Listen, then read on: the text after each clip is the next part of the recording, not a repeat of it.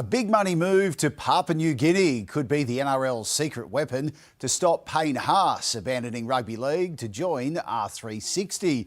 It comes in the wake of Zach Lomax suddenly quitting the Eels, as Peter V'landys delivered a fresh warning to players thinking of joining the Rebel rugby comp. Nelson Asofa Solomona in the Wild West. Even though he's off contract, the Perth Bears say he's not a target. The former Storm player linked more heavily with R360. Zach Lomax is poised to join the Rebel group, and today a slight change of message from the rugby league boss. You said it's not going to happen. It looks like it's coming. Look, it might be coming, but I don't think it'll last very long. We've seen no business plan. We've seen it takes a lot to start a competition. You know, you've got a lot of back end that you need to look at: judiciaries, referees, grounds, statistics, production. We've seen nothing of that. All we've seen is these empty promises. You talk tough, 10-year bans. Is that still how you stand? Absolutely. Look, I've got a very important position. I'm the custodian of the game.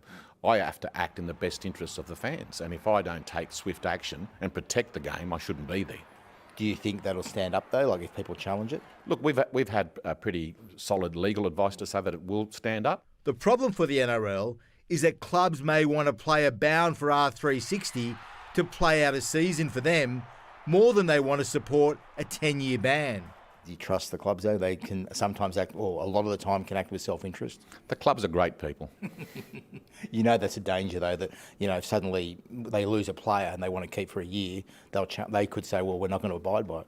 Look, self-interest is king, I know that, and you'd expect the club to act in the best interest of the club, but we're the regulator, and what we say goes, and if it's a 10-year ban, it'll be a 10-year ban. Payne Haas is the game's biggest concern. 9 News has learnt the NRL is secretly hoping that the tax-free money on offer from PNG could be used as a lure to keep him in the NRL. And V'landys has this warning for all players. Are you doing the right thing? Have you done your due diligence? Are you heading down a slippery slope? Are you a guinea pig? Are you jeopardising your whole career to make some extra money? I wouldn't if I was them. I would be doing a solid investigation, due diligence. Don't listen to the people that have got self-interest. Go and get some independent advice. But the strongest advice I could give them is get a bank guarantee that you're going to get paid, because you probably won't. Danny Weidler, 9 News. Scott Boland has declared he's ready to help lead the Ashes attack despite the absence of Pat Cummins and Josh Hazlewood. The Quick admitting he has a point to prove against England, who are threatening to take him on in this series opener. Australia's first session ahead of the Ashes. The wait almost over. I've been looking forward to this series for a long time.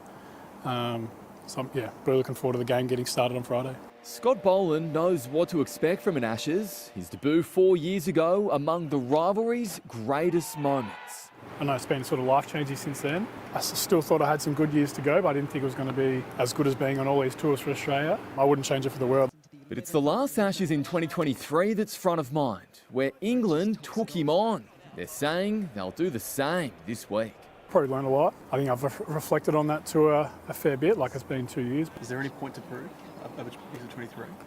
Yeah, only to myself. With no Pat Cummins or Josh Hazlewood, Boland will be backed up by debutant Brendan Doggett. Brendan's coming in, he's 31 years old, he's played a lot of first-class cricket now, he knows his game. He knows what he's going to need to do to express his skills out on the big stage. The two are close friends and together are set to make history. The first test will be the first time Australia has fielded 2 Indigenous players. It'll obviously be really special for him and his family and the Australian Indigenous community, but I think it just gives kids like a real pathway. They can see 2 guys playing. Cricket's not as big in the Indigenous communities as AFL and what rugby league is, so hopefully we can try and shift it there, I guess. In Perth, Sam Jordan, 9 News. And Sam joins us now. And Sam, while the focus has been on the bowlers, Australia's batters also getting ready for Friday. Yeah, that's right, James. Selectors still have a big decision to make about who will be Australia's opening partnership, and that is what we have been seeing unfold here at Australia's first session. Jake Weatherald has just walked out of the nets in play, and Weatherald does get the nod. It would be the first time since 2019 that Australia's fielded 2 debutants in the same test. and it would be the first time since 2011 that it's happened in an Ashes series. So another big decision for selectors to make. And James, that is what we will see unfold over the course of this week on the countdown to Friday. It can't come quick enough. Sam, thank you. Well, Matilda's coach Joe Montemuro is clearly excited to have Sam Kerr available on home soil for the first time in 2 years, praising the captain's leadership ahead of 2 matches against New Zealand. Her selflessness is unbelievable. You know, the little things she does at training, even just collecting the balls and picking up the cones after training. You know, they're special qualities as a leader. The Matildas' first game against the Kiwis is in Gosford on November 28. The Socceroos are looking to put a poor performance against Venezuela behind them when they tackle world number 13 Colombia on Wednesday. We want to show that we can beat and compete against some of the best nations in the world, especially you know, those of aggressive nature in the South Americans and these kind of things. So I think it'll give us a whole load of confidence going out there and playing the football we want to play. The match will be played in New York. And Alex de Minaur will face 2 top 20 opponents to start his summer of tennis, with Team Australia to face Norway and the Czech Republic at the United Cup here in Sydney. The tough draw comes after a difficult week for the Demon, who's been warned he must improve to challenge at a slam. It ain't easy.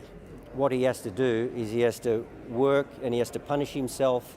He has to think about elements of his game, the serve being one of those things. You've got to constantly evolve. If you don't constantly evolve, you go backwards. In Italy, Yannick Sinner sealed a rare win over Carlos Alcaraz, beating the world number 1 in straight sets, defending his ATP Finals title. 2 months tomorrow, Georgie, the Australian Open getting underway right here on 9.